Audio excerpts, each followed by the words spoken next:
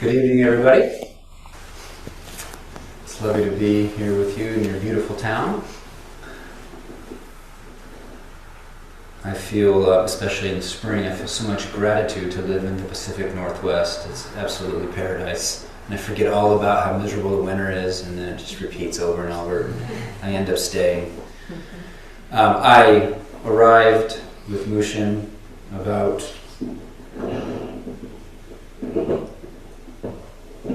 10 minutes before the period was going to begin, and I had no idea what I would talk about, and there was 10 minutes and then 15 minutes, and I thought, oh, I'll talk about how to use time well. What does Zen Master say about that? Or what's the teaching about that? A student asked a master, and this is rustling and probably not. This is how you do it. Check, okay. A student asked the master teacher, so in China or in Japan, and especially in the old days, monasteries were filled with practitioners, and the teacher would be on the high seat. So there's very much a sense of this person is to be revered or has something profound to offer.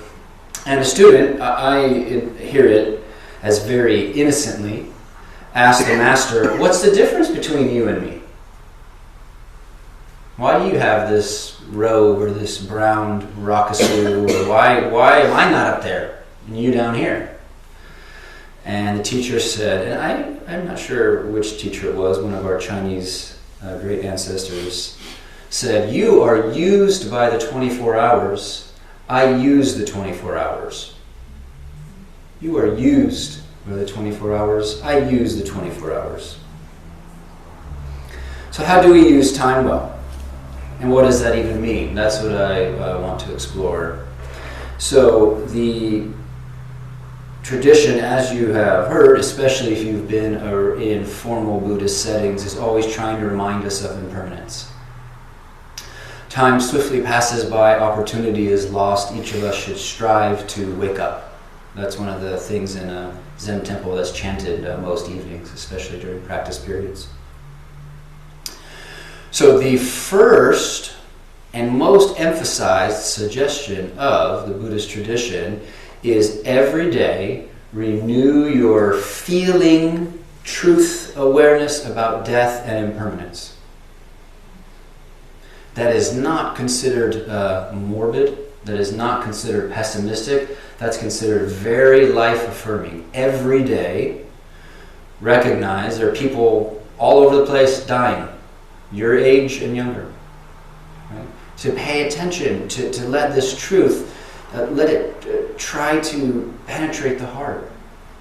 Reflect on it so it can become visceral. And it's not as simple as thinking, oh yeah, impermanence. It really takes contemplation over time, or it remains, for human beings, almost a rumor that other people die. I heard somebody died. I had somebody close to me died. And it's interesting that happens. That's how we think about it. We think somehow I'm excluded from this reality. Even when somebody very close to us has been lost, that can be that way. I have on my practice altar at home, I have some of the Dios de Muertos skulls. Because to me, that holiday and that what's coming out of that culture is there is a celebration of death.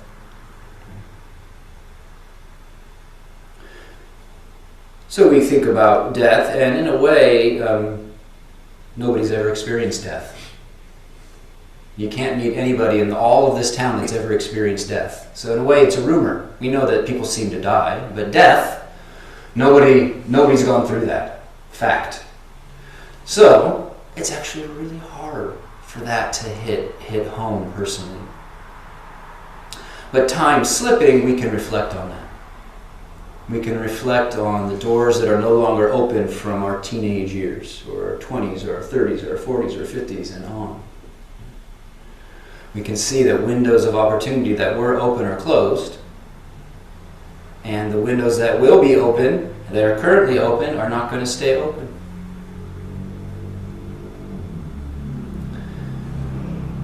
The other emphasis along this point in the tradition is time invested in trying to perfect the project of the personality is maybe not well spent. Right? Time invested in trying to get people to think we're the best, or maintain our sense that we're the worst, or to gather a power if it's not for the benefit of others. All of that, we are encouraged to look at that as a folly, because the project of personality just comes to an end. Just stops. Right? You don't get to be this character for all that much longer. Really. And so we first emphasis in the tradition to help us not waste time. And what is the opposite of that for you? You could think about that. Is to reflect on death and impermanence every day. Eventually, it starts to become like reflexive, in that you don't have to think so hard about it. It's actually just with you.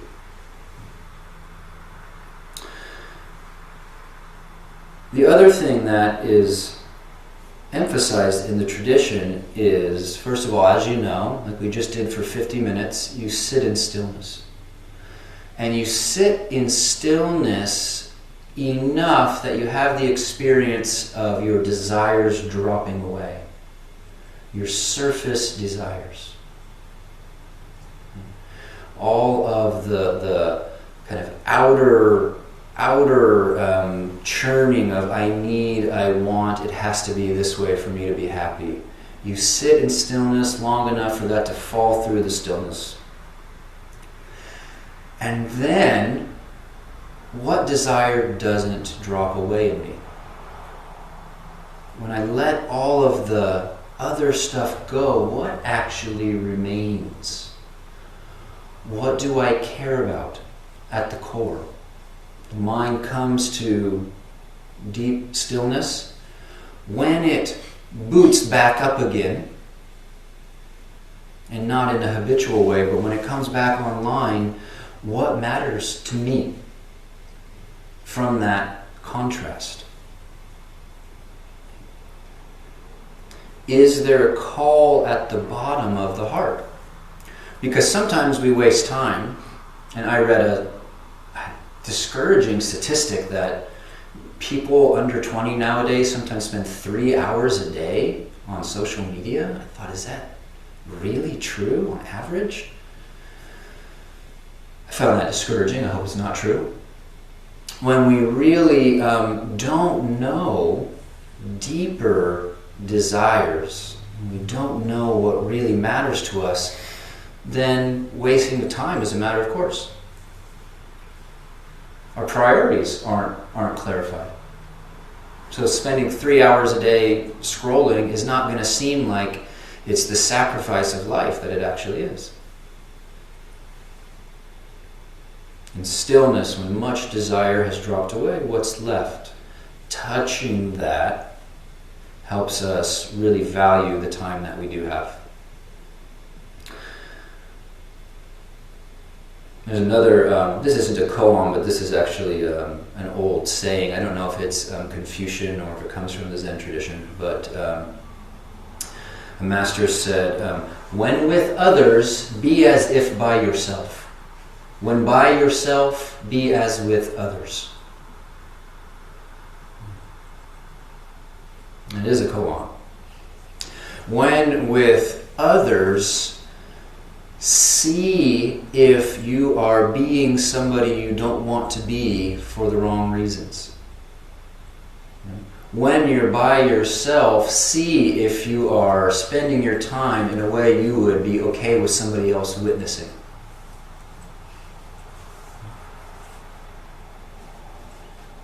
Another angle on this, if no one was watching you do it, if there was no applause, would you do it?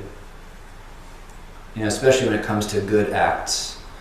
There's a tradition I very much appreciate in Japanese temples where you do helpful things for others, but you go out of your way to make sure nobody notices. you get up early and you do the dishes, or there was somebody who would do this at the monastery I trained. They would get up early and they'd bake a fancy breakfast for us. And then we'd kind of just come into the kitchen and someone had made bagels. I mean, have you ever made bagels from scratch? I don't think that's easy.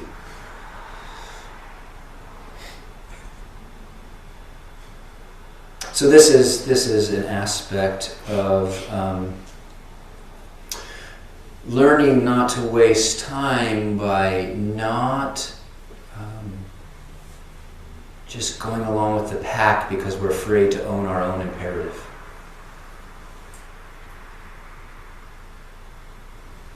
And you already are doing pretty good at this, because to be in a Zendo is a really weird thing to do. You're already going against the pack to be doing Zen practice, right?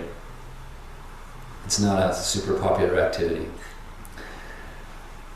All right, so shifting registers a little bit. This is about reading your own energetic resonance. How does the thing you do, or the things you do, leave you energetically? Now, putting aside that all of us have what we could call karmic obligations, meaning we have things that are ours to do, and when we're mature people, we do them even though we don't like doing them. That's just being an adult. But when it comes to, I have a choice of how I spend my time, and I spend it on X or I spend it on Y, how does it leave you energetically? What's the after effect of doing that thing? One of my teachers, he thought a little bit differently about the precepts than is often taught in Zen. He thought the reason we live ethically is not necessarily to be good, it's because to do virtue raises positive energy, and only positive energy can see through the illusion of separation.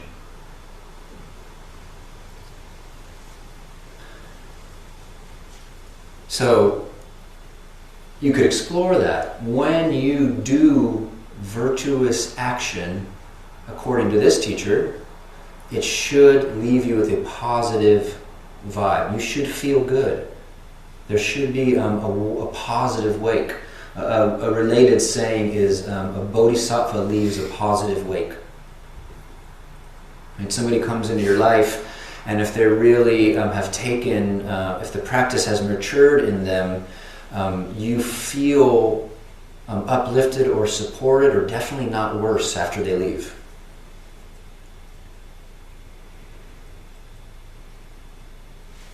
How does the thing you do leave you energetically? Because I don't know if you're like me, but I like junk food. And I forget that I like junk food, but I don't like junk food after the junk food. I like it in the salt and sugar trance. Ooh, I like the crunch. There are people in lab coats paid 6-figure salaries to dial in that salt and crunch, and oh, we love it, and then I have a stomach ache. And then, because I'm ignorant, I forget, and a month later I get the same thing to eat. But we're trying to actually notice causation more clearly in our life. How do the things we do leave us energetically? If we really feel that, the things that are junk food, it will be a lot easier to put them down.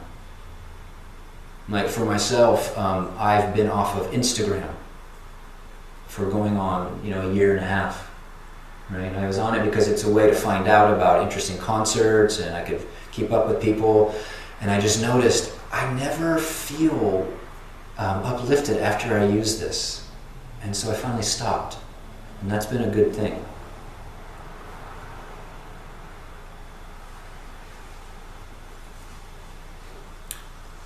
Now, sometimes when instruction or suggestion is coming like this, the way it lands for us is, this seems true, I should get really disciplined and do all the good stuff and not do the bad stuff.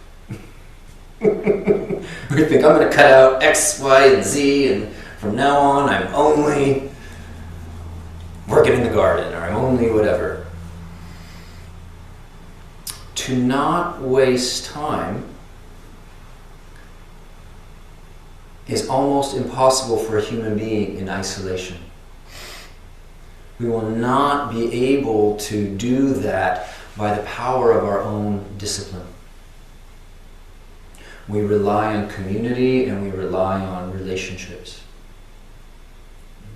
Everybody, I've been in many Dharma centers and monasteries over the years, and every single person who was there, the real reason that they are there and not practicing as lay people, when you got down to it, was they felt like they just couldn't practice, they couldn't live the way they wanted to live when there was no help around them continually.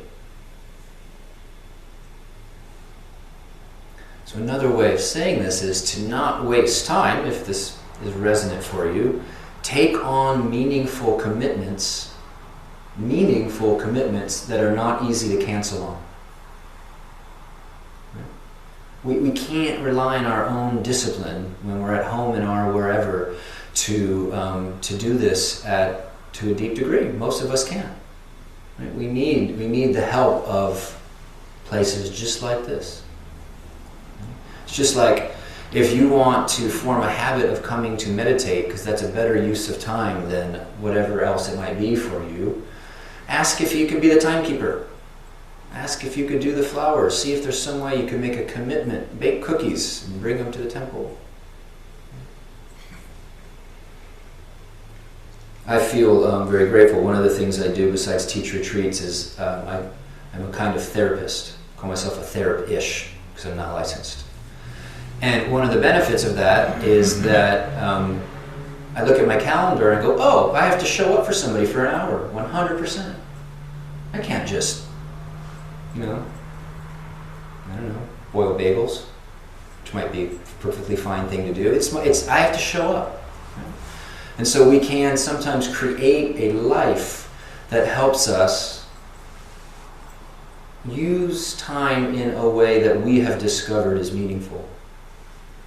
It's not really someone else's business. This is not about the Buddha looking at you and going, yeah, you're kind of wasting time. I see what kind of novels you read. You should be meditating. It's actually not about that at all. It's really just about one's own heart. The Dharma is really about getting right with one's own heart. That's what the Buddha did. And that's where the teachings come from.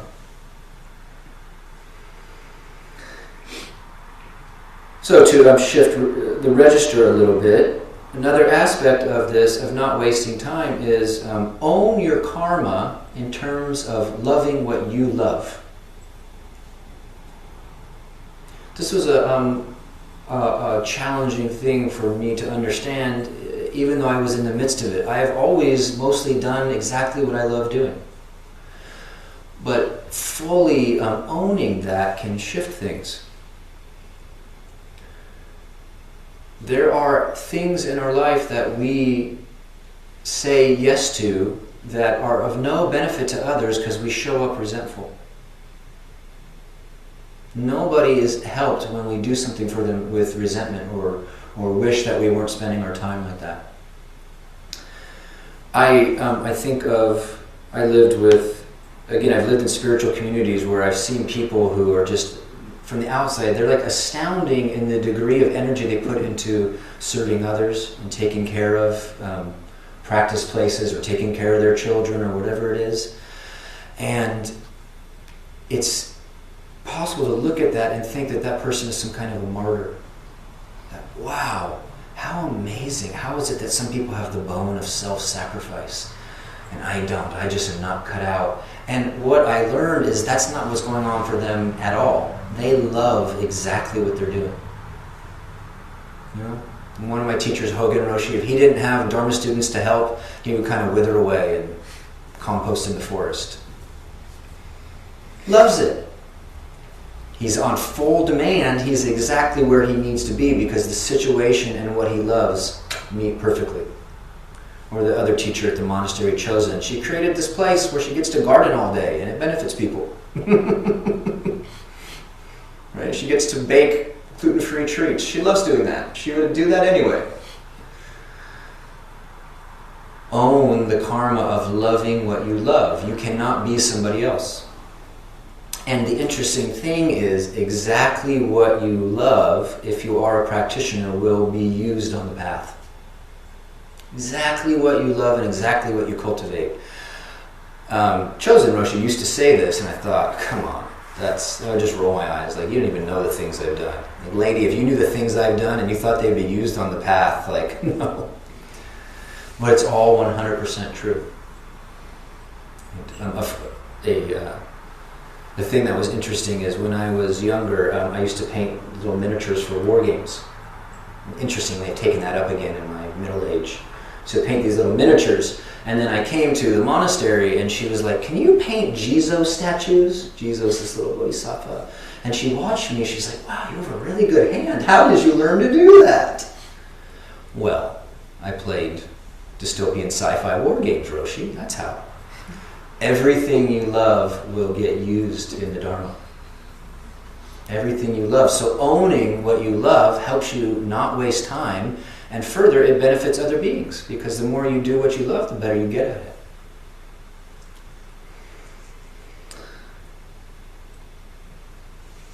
So all of this being said, it's also, I think, important to accept that we have limits on how much we can be focused.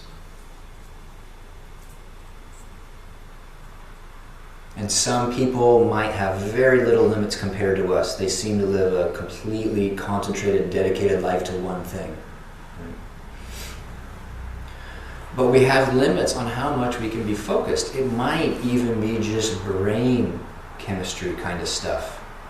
There's only so much attentional capacity. In other words, wandering and wondering and what we call distraction will insist on its presence. This tradition won't make you into some kind of purpose robot. I hope not. Except that we have limits on how much we can be focused, and that way when we can't be focused, we can play, we can wander, we can space out, and then when we come back, the energy is there for it. Because we're not trying to marginalize the part of us that just needs to dream and not be on task. Human beings are not built to always be on task.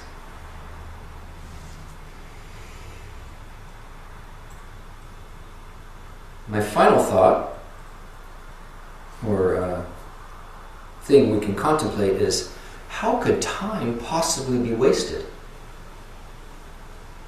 What does that mean? To waste time. Whether you're in your dream landscape with your loved ones, whether you're in deep samadhi or you're lying on the couch, eating some Cheetos, it's all 100% being. It's all life. How could you waste time? So to taste this ultimate level where the ranking of value is really dropped and it's all good. It's all working together, this and that. All being, all the time. This is especially important as we get older. The older we get, the more capacity for regret develops. The easier it is for the mind to look back and say, what if, should have, could have. And one of the things that can undermine that painful delusion is really touching. Time cannot be wasted, and it never has been wasted. It's been life the whole time. It will be life. You can't know the absence of life, not possible. So time swiftly passes by, opportunity is lost. What do you think? Open up the floor. What's the question? I don't have, it's up to you. What do you think about time wasting? Am I wasting my time thinking about that right now? That's a very personal investigation. it makes me feel a little bit better Okay. about those times that I would have considered wasteful. Yeah. Okay. Yeah.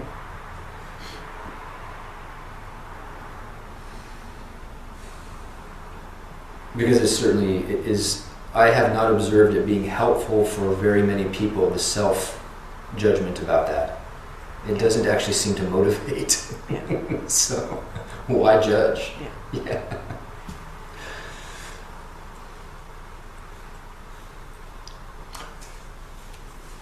Houston. Wait a second. Yeah, my name's Yusin, and as I get older, um, impermanence becomes much more visible, and my priorities about things have changed a lot. Things I used to think were really important are not so much important anymore. Um, I'm sure some people could look at my life and say I'm wasting time, but it doesn't seem like that to me. So, You're the authority. yeah.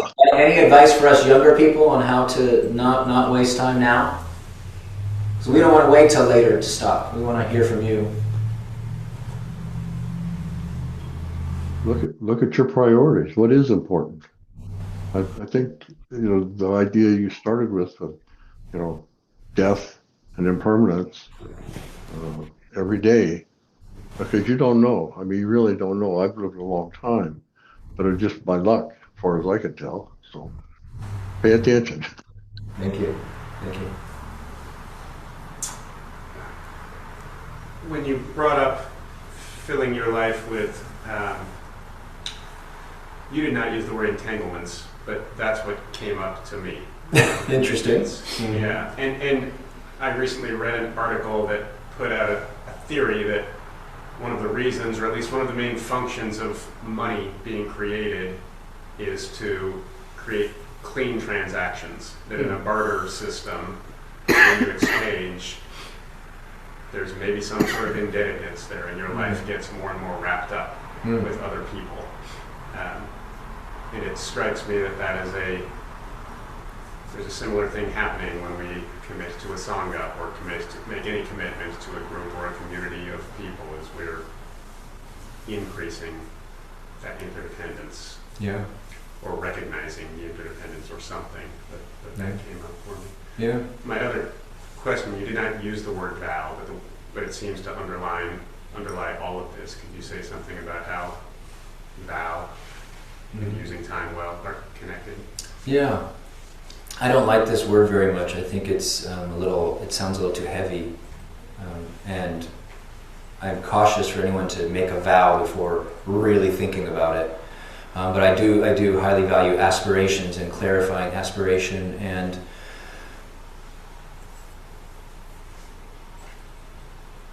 for some people, if they look at their life, what they've been drawn to, the person they are, the gifts they've come in with, there is a vow, there is a stream of aspiration that's already alive in one.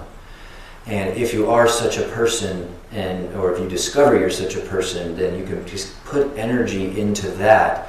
And in a way, that really channels everything. And it makes things a lot simpler.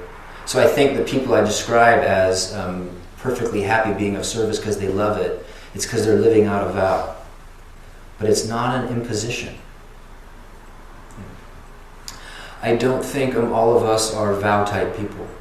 I think some of us, we learn by wandering in life and discovering things, and our task is to experience lots of different situations and what can be learned from that. And so the kind of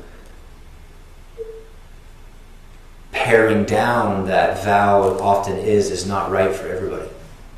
But when it's right, it's a very potent force. That's very helpful to me as a more of a wandering kind of person. Okay, yeah. Thank you. Sure. I was a vow kind of person, now I'm more a wandering type person. That's how I know something about that. Right? I was living as a monastic for a long time, and now I'm I'm like interested in what from the world calls out to me, what sings to me, and following that and seeing what happens. Well, so when we use the word vow, do you suppose we're aligning it with a spiritual kind of vow, as opposed to coming in with certain interests? I mean, we've talked about this quite a bit in relation to your life, that you're actually living through into things that very early were interests, and just the context has changed, and the way of appreciating the rightness and the goodness of it has become greater. Yeah. But it didn't start out as a vow No. at all. But it's aligned with a vow that's not just a religious vow, Yeah. Yeah. not a specifically religious vow. Right. Thank you. I just appreciate how you called death just a rumor. That just made me feel like, I don't know, something just made death more lighter to me. This hearing. Have you ever met anyone who's died? No. No one ever has. No. Well, some have had what we call near-death experiences, but the quality of the experience was a death experience. Was a loss of a personal, collected self. But you can't have experience unless you're alive. Yeah, you can't record it. You can't have an experience. Only an alive person has an experience.